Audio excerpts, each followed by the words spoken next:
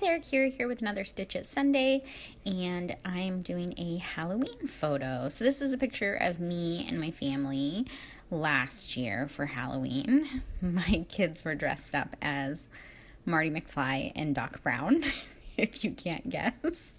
And this is just, like after we went trick-or-treating. And so that's what I'm going to scrap today. I started with this cut file, and this is from the cut shop, and it says October 31st. And I just cut it out about 9 inches tall because I want it to be really big on the page. And I cut it out in this orange paper. I didn't use any Halloween themed collections at all for this. So this is all just paper from my stash that I used to make a Halloween themed layout.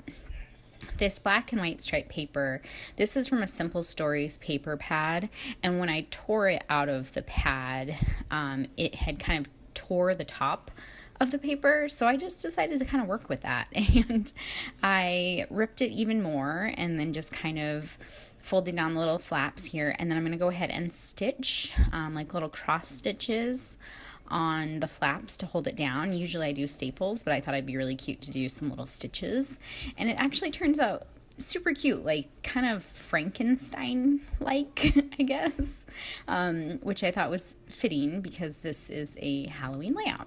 So I'm using this orange thread, which is the same thread that I will be using to stitch around my title. So after I stitch these down, then I'm going to go ahead and adhere down my title, and then I will stitch all the way around that too.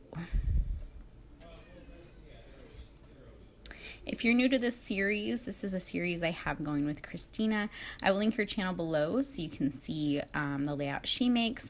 Basically, we just do a layout once a month, and it's the third Sunday of every month, and we just do a layout that features stitching. So not hard for me to do because I do stitching on a lot of my layouts.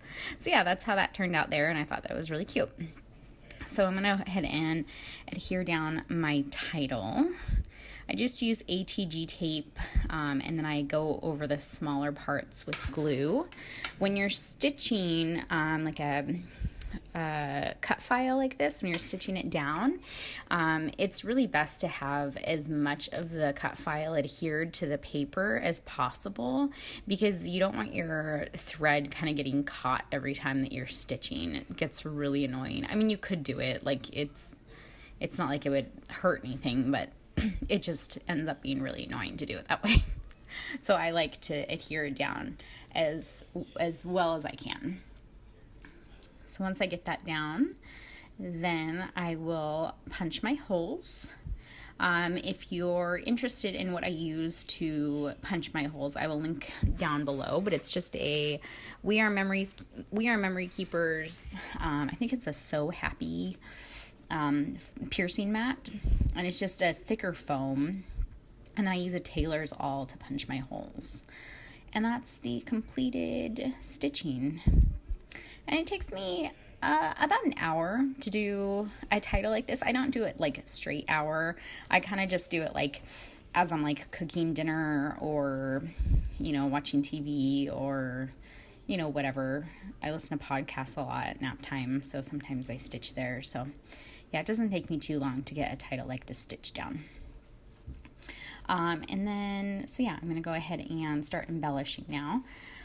I pulled out some embellishments from my stash that I thought might go, so I tried to stick with kind of this lime green color, some black and white, and some orange. I did pull some gold as well because I thought I would put some gold accents in, but then I didn't end up actually using any gold, so you might see me kind of fiddle with some, but it doesn't actually make it on the layout. I have these two flowers from the Carousel collection, the Maggie Holmes Carousel collection. I got the ephemera pack in one of my Citrus Twist kits, and I just thought that they went kind of perfectly with this paper because the paper, I don't know if you can really tell, it's not a crisp white, it's kind of an off-white, and that's same with those flowers. They're not a crisp white, they're an off-white, and so I thought they might work with this layout. That frame is a chipboard frame, and that's from the Cool Kid collection.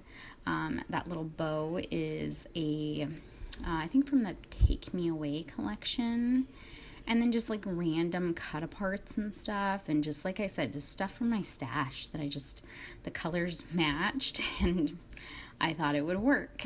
I'm going to use a little tag up here at the top.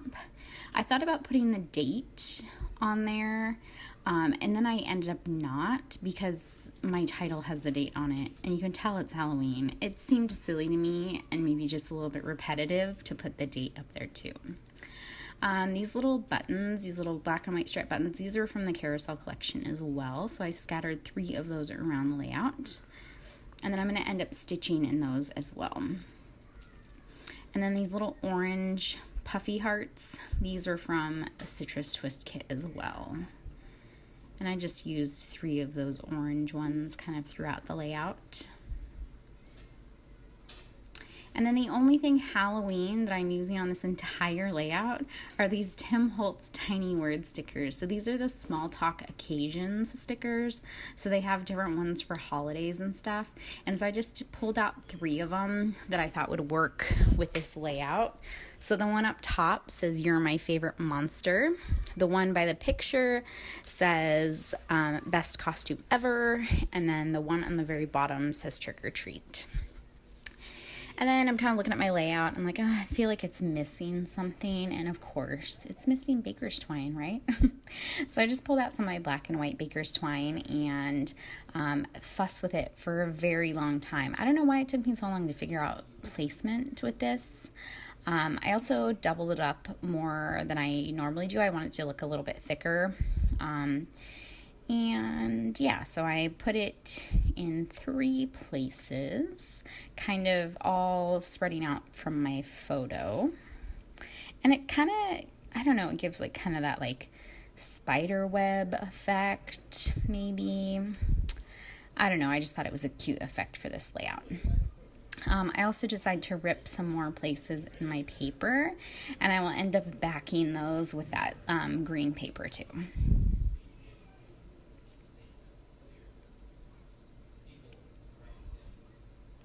And fussing some more with some baker's twine, because that's what I do. I'm going to save you from watching me adhere everything down, because that's not very fun. But I will show you how I stitch those little buttons down. So for the buttons, I end up using some green thread, and it kind of goes with the green that I've got kind of throughout the layout right now. So it's kind of that limey color. So I thought it worked nicely, and it's just going to be, I mean, it's very subtle because it's not going to be a huge part of the layout, but I go ahead and stitch this first one. I stitch it right on this camera. It's kind of like the lens of the camera.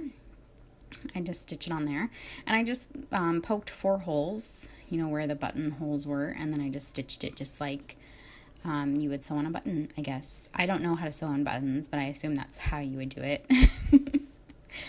It's like one of those things that like our mothers were taught in home ec how to do, and now I don't think they ever teach that kind of stuff in home ec.